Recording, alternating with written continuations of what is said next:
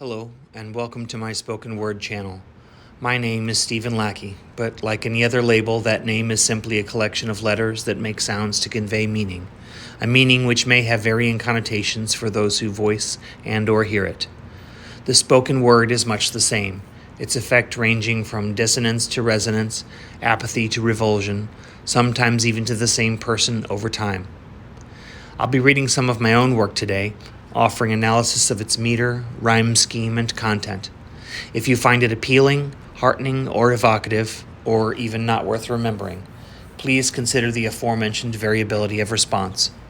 Words, much the same as attitudes, friendships, and even the air we breathe, may teach us, transform us, or pass uninspiringly in this moment, but the next is yet to be defined.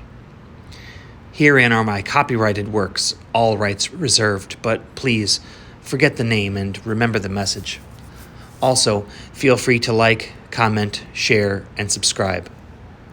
Today's piece is called Maps of You. Some hungers well sated, others robust into midnight. With breaths the only sound, my hands make maps of you, by temperature and firmness, that without light I might find my way to every berm and curve awaiting, flushed and bare. Without tiring, they pause, anticipation at the knife's edge with our breath's quickenings. My lips make maps of you by temperature and texture, that without hands I might find my way to continents beyond time, adrift on wilding velvet seas. Honeysuckle slinks across the sill, the room, the palate, nature's breath christening, as my tongue makes maps of you by temperature and taste, that without misgivings I might find my way to eclectic and ornate courses laid out in sumptuous buffet, every eager moment my preferred destination, traveler, explorer, or connoisseur.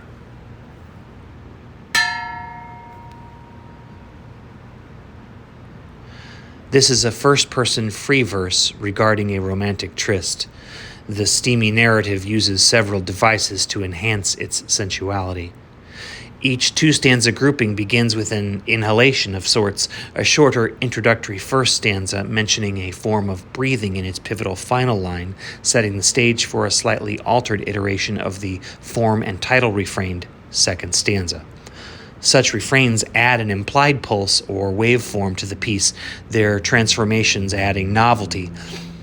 The first stanza of the A group is observational in ambiguous voice, this followed by the first-person resolution of the narrator to the addressee in the second stanza, their sensual explorations overtly revealed.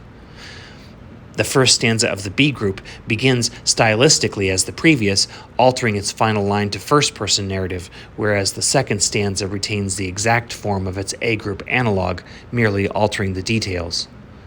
The first stanza of the C group returns, as another form of pulse, to ambiguous voice, resolved in the second to a further detailed refrain of the night's festivities.